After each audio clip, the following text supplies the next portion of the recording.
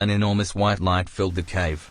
Carrie covered her eyes with one of her arms. Even with her eyes shut tight she could see the dim luminescence of the light.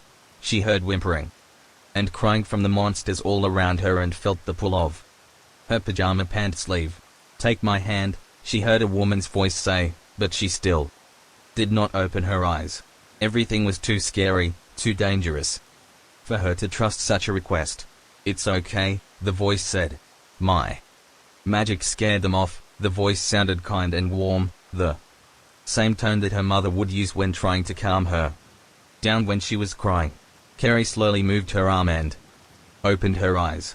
The white light was slowly fading and balls of different colors swam in front of her face, like it did after seeing a camera flash. It took her a moment to realize who was standing in front of her, but when the moment passed, she was filled with even more questions than before. The woman in front of her reminded her of Mary Poppins, but weirder. She was dressed entirely in black to the point her own dark hair seemed to blend in with the hat she was wearing. Her skin was the color of chalk and she held a broom with a raven's skull that sat on top of it. "They're gone," the woman said, her black lips smiling in a way that did not frighten her. "For now, at least." Carrie took her pale hand and stood herself up. "Thank you," she said in a small voice. "Who are you?" "My name," the woman said, "is Mrs. Macabre, witch for hire." She took off her hat and bowed to her. "And you are?" "Carrie," she stuttered, taken aback by such a theatrical gesture. "Carrie Maguire." "Oh, I do love meeting strangers," Mrs. Macabre smiled at her. "Especially strange strangers. Tell me, Carrie, are you strange?" "My grandma thinks so." "That's good enough for me. Come, Carrie, you must be in need of help." Mrs. Macabre grabbed her hand and led her out of the cave. They went scurrying through the darkness until Carrie could see the faintest hint of grey light up ahead. The mouth of the cave grew wider and wider until they finally reached the opening. The draft that she had felt from inside became even more apparent out in the open. She was surrounded by a forest of trees with a grey sky above her that gave her a chilly feeling that she felt before an autumn rainstorm. This magical world was not as inviting and warm as the ones that she read in books. It felt dreary instead of dreamy. "Carrie," Mrs. Macabre smiled at her, "meet my dear friend, Jack-Lantern." She had been so distracted by her surroundings that she failed to notice the person standing in front of her. The man was a walking, talking scarecrow. His head was not made of a burlap sack or cloth like she had seen in cornfields, but a pumpkin. She saw the orange-yellow glow of a candle burning through the holes of his eyes and the jagged saw-like opening that was his mouth. "Pleased to meet you," Jack-Lantern said happily. His mouth did not move, but the candle in his head flickered with every word that he spoke. She cried out in fear and fell down. "Get back," she said as she crawled backwards away from him. "Don't hurt me." "Why, he's not going to hurt you, my dear," Mr. Macabre said gently, though with a tinge of bewilderment, as if she had been afraid of an ant. "Jack would never intentionally hurt anyone." "Oh, I've done it," Jack said, embarrassed. "The first time I've scared someone, and it was a potential friend." He covered his face with his hands and the candle blushed. "But he's a monster," Carrie said, confused. "Just because he is a monster doesn't mean he's not kind." Mrs. Macabre shook her head.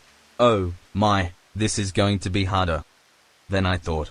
Apologies, my child, since you said you were strange. I thought that what you meant was that you were fond of. She tried to think of the words, but they escaped her. "Scary stuff?" "Yes, scary stuff. The children that come here from other worlds usually love scary things. But, for some reason, you don't." "I didn't mean to be here." Carrie got back up and wiped the dirt off of her pajamas. "I was dragged here by one of those things." She cocked a thumb to the cave behind her. "Ah, that explains it, then. Bed beasts are quite aggressive with their prey." "Bed beasts?" "Yes. Tricky things they are. They have a knack for building nests under beds.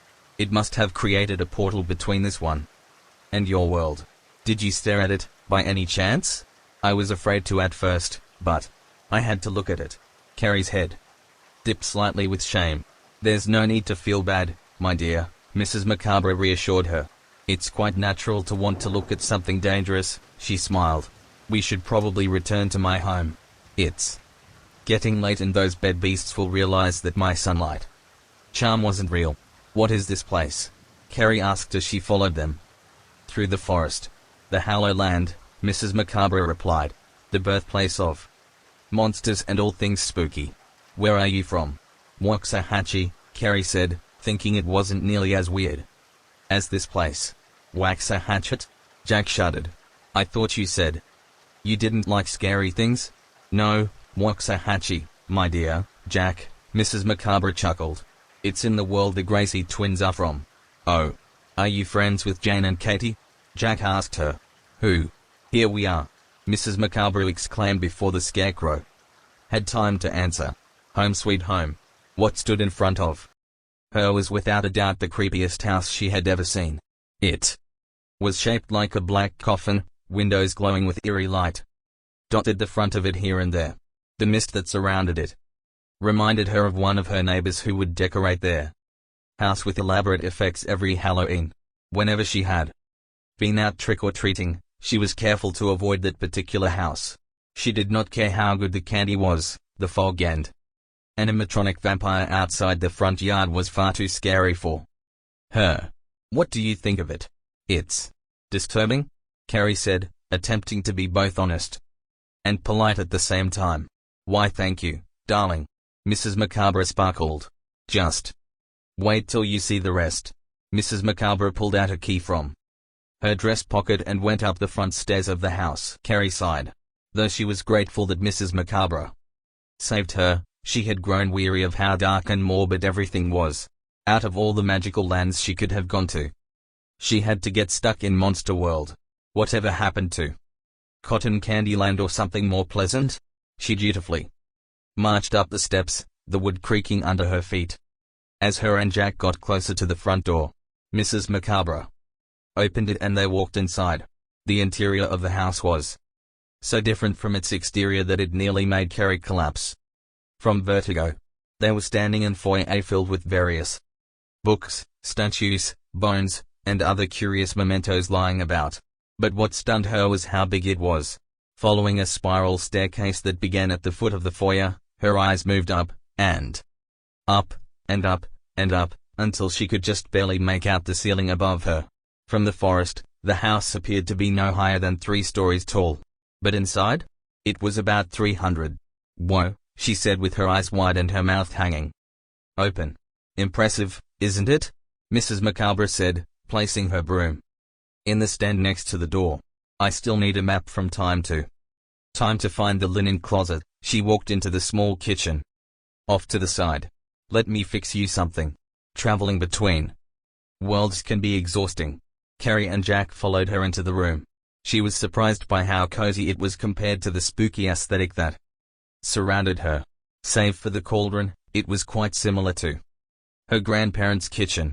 Mrs. Macabre snapped her fingers and one of the cupboards opened, a glass flew out of it and she caught it with free hand, opening the ice box with the other. She pulled out a glass bottle filled with orange liquid and placed it on the table where she sat. "Oh, I like orange juice," Carrie said, relieved that it was something normal for a change. "Orange juice?" Mrs. Macabre said, taken aback. "My dear, that's toad juice.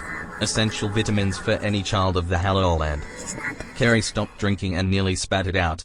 She didn't know what was worse, the fact that she was drinking something as awfully named as toad juice or that she secretly liked it.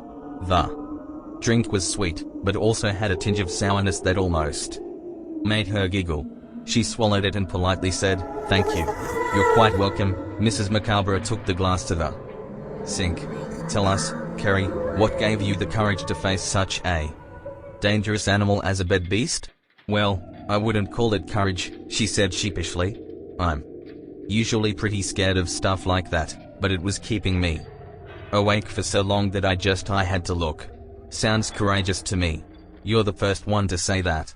I'm scared of everything. I'm sure it drives my parents and friends crazy." "I'm always scared too," Jack said. "But those Gracie girls that we mentioned before taught me it was okay to be that way." Really? Carrie asked in disbelief. What do you mean? Well, they told me that since they've never seen a scarecrow, that was afraid of everything. Being afraid is what made me unique. All my life I had told myself that I was a coward, that I was too full of fear and that I was a failure. I mean, the whole reason why I was exiled from the fields in the first place was that I just couldn't be scary. But now, I feel different about it. Thanks to those two little girls, I'm proud to be afraid. He puffed up his chest and the inside of his head glowed brightly. I am Jack Lantern, the scared scarecrow, he boomed, or as loud as his gentle voice could make, in a theatrical tone. Carrie laughed and applauded at Jack's proclamation, but his point swam around in her mind like a happy fish. Perhaps it was okay to be afraid of so many things as she was. Perhaps it wasn't quite as much of a burden on others as she thought, but something that she was projecting onto them because of how terrible she had felt about it. Maybe being afraid wasn't all that made up the person that was Carrie Maguire, just a small piece of it. I don't mean to alarm anyone, Mrs. Macabre said, peeking out the window of the kitchen, but it appears that we have some company. Carrie and Jack got up from the table and went to the window. With Jack holding her up, Carrie saw something that made her gasp. Through the dusty pane of glass, she saw a horde of glowing red eyes staring back at her. They moved through the forest as swiftly as they had done in the cave, their smoky bodies blending in with the night sky. How did they find me? Carrie asked. They must have tracked your scent, Mrs. Macabre said, staring out the window. Their sight is based on darkness, so even if they do get in here, they'll be partially blind. I suggest the two of you hide. But where? This place is huge. Exactly, Mrs. Macabre locked eyes with her. There are rooms everywhere, which means it will be harder for them to find you. Come on, Carrie, Jack said. If Mrs. Macabre tells you to do something, you'd better do it. He set her down and grabbed her hand, running into the foyer. Mrs. Macabre came out and took out her broom from the stand. What about you? She asked as Jack tugged her away. I'll be fine, Mrs. Macabre gripped her broom. I've dealt with far worse than a few bed beasts. She smiled and got into a stance, holding the broom like a sword, in front of the door.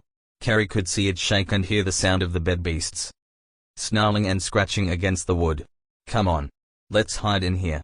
He opened the door nearest to them and shut it as quickly as he could. Where are we? She asked in the darkness. The closet, he said, flicking a switch next to the door.